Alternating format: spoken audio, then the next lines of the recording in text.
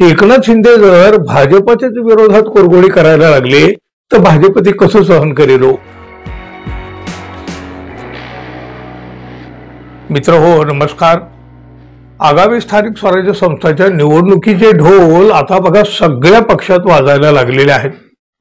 सगळेच पक्ष या निवडणुकीसाठी तयारीला लागलेले आहेत, जरी अजून या निवडणुकीची तारीख जाहीर झालेली नसली तरी. अहो, सत्ताधारी पक्ष मात्र सत्तेचा फायदा घेत ही निवडणूक कशी जिंकता येईल यासाठी सगळ्या प्रकारचे प्रयत्न करीत आहे. बघा, महायुती म्हणून हे जरी एकत्र असले ना तरी एकमेकाच्या विरोधात महायुतीतले तीनही पक्ष म्हणजे हे जे तीन प्रमुख पक्ष आहेत ते आमने सामने उभे राहू लागले आहेत. संघर्षाच्या तयारीला तर ते लागलेलेच आहे. अशा परिस्थितीमध्ये पालघर इथले एक प्रकरण मोठ्या वादाचं बनलेलं आहे. आपल्याच गटाचे उमेदवार निवडून यावेत यासाठी उपमुख्यमंत्री असलेले एकनाथ शिंदे यांनी जिल्हाधिकारी आणि मुख्याधिकारी यांच्यावर दबाव टाकून प्रभाग रचना बदलल्याचा खळबळजनक लेटर बॉम्ब भाजपच्याच माजी नगरसेविका अलका राजपूत यांनी टाकलेला आहे.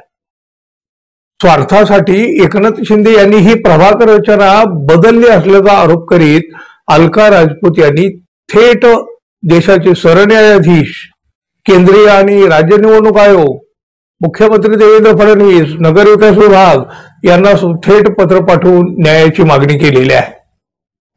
आगामी स्थानिक स्वराज्य संस्थांच्या निवडणुकीसाठी पालघर नगर परिषदेची प्रारूप प्रभाग रचना जाहीर झाली. पालघरच्या मुख्याधिकाऱ्यांनी गोपनीयता बाळगून 15 प्रभागाची रचना आणि हद्द निश्चित केली आणि त्यानंतर त्यांनी तसा अहवाल निवडणूक विभागाकडे प्रसिद्धीसाठी सादर केला. त्यानंतर एकनाथ शिंदे गटाच्या काही नगरसेवकांनी हा अहवाल सादर करताना प्रशासनानं आपल्याला सांगितलेलंच नाही अशी तक्रार एकनाथ शिंदे यांच्याकडे केली आणि त्यानंतर शिंदे यांनी तातडीनं मुख्याधिकाऱ्यांना बोलावून खडसावलं. 4 ऑगस्ट रोजी एकनाथ शिंदे यांनी मुख्याधिकाऱ्यांना मंत्रालयात बोलावणं पाठवलं आणि तिथं दबाव आणि दमबाजी करीत प्रभाग रचना बदलायला भाग पाडलं. असं दबाव तंत्र वापरताना शिंदे यांनी सर्वोच्च न्यायालयाच्या आदेशाच्या निर्देशाचे उल्लंघन केल्याचा आरोप भाजपच्या माजी नगरसेविका अलका राजपूत यांनी केला. एकनाथ शिंदे यांनी प्रभाग रचनेच्या गोपनीयतेचा भंग केला.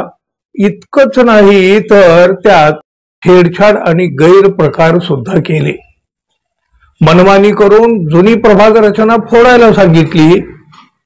त्यांच्या बगलबच्च्यासाठी सोयीची ठरणारी नवी प्रभाग रचना कशा पद्धतीची असायला हवी याच्या सूचना त्यांनी जिल्हाधिकाऱ्यांना केल्या आणि नवी प्रभाग रचना मंत्रालयातच फायनल करून घेतली असा बॉम्ब गोळा राजपूत यांनी फोडलेला आहे.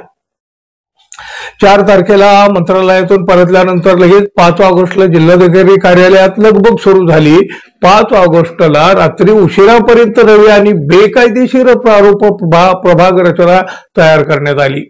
दुसऱ्या दिवशी 6 ऑगस्टला मंत्रालयामध्ये हा प्रस्ताव मागील तारखांच्या सह्या टाकून देण्यात आला. या प्रारूप प्रभाग रचनेच्या झोलमध्ये मुख्याधिकारी आणि जिल्हाधिकारी हे दोघेही जबाबदार आहेत.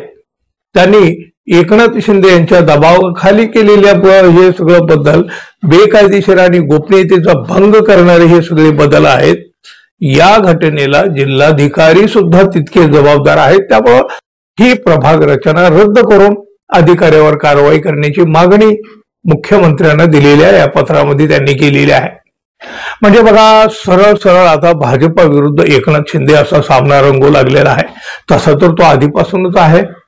एकनाथ शिंदे आणि भाजपा यांच्यात सुरू असलेल्या संघर्षामध्ये फक्त आता यामुळं आणखी एक भडका उडण्याची शक्यता आहे. शिवाय संबंधित अधिकारी सुद्धा यामुळं मोठ्या गोत्यात येण्याची चिन्ह आहेत.